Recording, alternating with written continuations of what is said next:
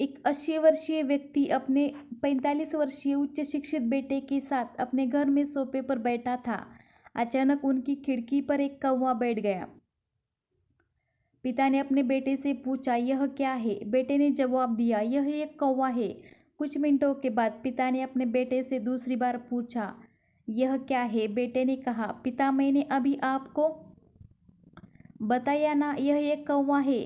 कहाँ है? थोड़ी देर बाद बूढ़े पिता ने फिर से अपने बेटे से तीसरी बार पूछा, यह क्या है? इस समय बेटे के स्वर में कुछ जलन महसूस हुई। तब उसने अपने पिता से झुंझलाते हुए बोला, यह एक कौवा है, एक कौवा। थोड़ी देर बाद पिता ने फिर से अपने बेटे से चौथी बार पूछा, यह क्या है?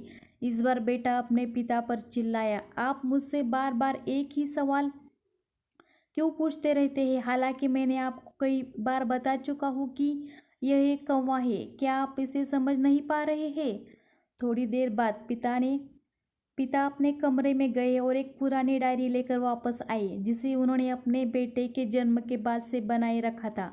एक पेज खोलने पर उन्होंने अपने बेटे को उस पेज को पढ़ने के लिए कहा। जब बेटे ने इसे पढ़ा तो निम्नलिखित शब्द डायरी में लिखे थे,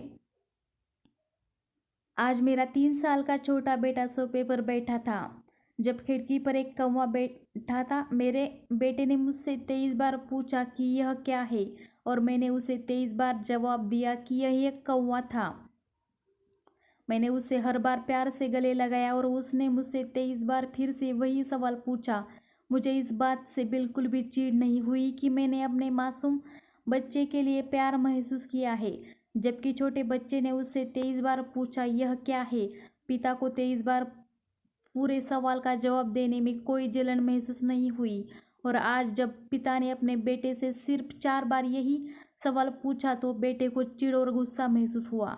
इसे पढ़कर उस बेटे को अपने किए गए व्यवहार का पता चल गया था, जिससे चलते अब वो मन ही मन बहुत शर्मिंदा हो रहा था। शायद उसे अपने किए गए अपने बूढ़े पिता के प्रति व्यवहार का पता चल गया था। इसलिए यदि आपके माता पिता जब बुढ़ापे में होते हैं, उन्हें न पीछे छोड़े और न ही उनके बोझ के रूप में देखे, बल्कि उनके साथ एक दयालु शब्द बोले, शांत, आज्ञाकारी, विनम्र होकर उनके प्रति दयालु बने, अपने माता पिता प्रति विचारशील रहे। आज इस बात को कहे, मैं अपने माता पिता को हमेशा खुश देखना चाहती हूँ।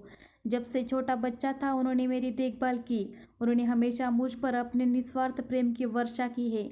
उन्होंने आज समाज में मुझे एक व्यक्ति के रूप में प्रस्तुत करने के लिए तूफान और गर्मी को देखे बिना सभी पहाड़ों और घाटियों को पार किया। भगवान से प्रार्थना है कि मैं अपने बूढ़े माता पिता की सर्वोत्तम तरीके से सेवा करूंगा। मैं अपने प्यारे माता पिता को कभी अच्छे और दयालु शब्द कहूंगा, चाहे वे कैसे भी व्यवहार करें।